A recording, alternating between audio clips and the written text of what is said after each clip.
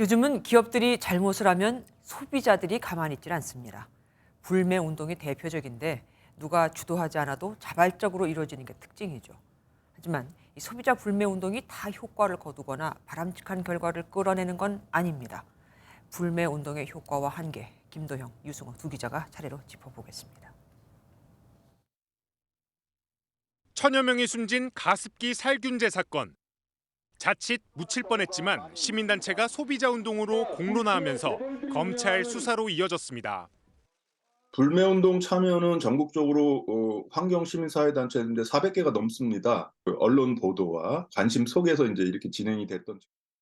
이후 단체 중심의 불매운동은 시민들의 자발적인 참여로 확산하는 모습을 보였습니다.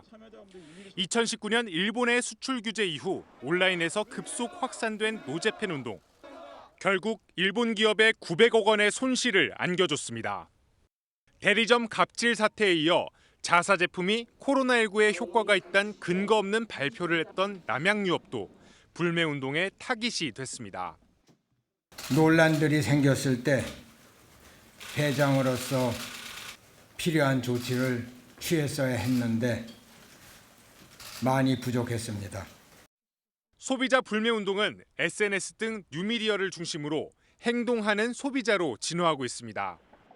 쿠팡의 이천 물류센터 화재 사고 과정에서 소방관이 순직하자 SNS를 통한 탈퇴 인증이 쏟아졌고 SPC의 제빵 공장 사망 사고도 소비자들이 온라인에서 계열사 목록을 공유하는 등 적극적인 불매 운동을 벌이기도 했습니다.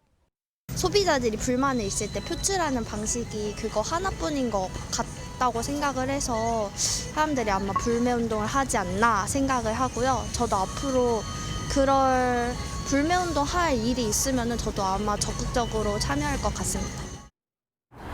과거에는 특정 소비자 단체가 불매운동을 주도했다면 이제는 소비자들이 직접 나서서 불매운동을 펼치는 방식으로 변화하고 있습니다. 업체에 대한 불만에서 시작된 소비자들의 불매 운동 결과는 업계 상황에 따라 천차만별입니다. 식품이나 패션처럼 경쟁이 치열하면서 대체재가 많은 경우엔 불매 운동의 효과는 상당합니다. 반면 카카오처럼 시장 점유율이 지배적인 기업은 불매 운동의 효과가 미미해 실제로 카카오의 사용자 수는 사흘 만에 회복되기도 했습니다. 그 당시에 다른 메신저를 잠깐 이용했었고 어차피 지인들이 계속 활용을 하기 때문에 계속 카카오톡을 쓸 수밖에 없었어요. 전문가들은 불매 운동의 효과에 있어 더 중요한 건 해당 기업의 태도라고 말합니다. 실제로 아울렛 화재 당일 최고 경영진이 즉각 사과한 현대백화점 사례처럼 적극적이고 진정성을 보인 경우 논란이 확산되지 않기도 합니다. 일단 문제가 발생했을 때는 빠르게 그다음에 전폭적인 사과를 하고 그거에 대한 그 개선 조치를 아주 획기적으로 마련하겠다. 그래서 소비자들이 안심하게끔. 다만 불매 운동으로 가맹점주 등 선의의 피해자가 양산되는 부작용 등은 해결해야 할 과제입니다. 죽어요.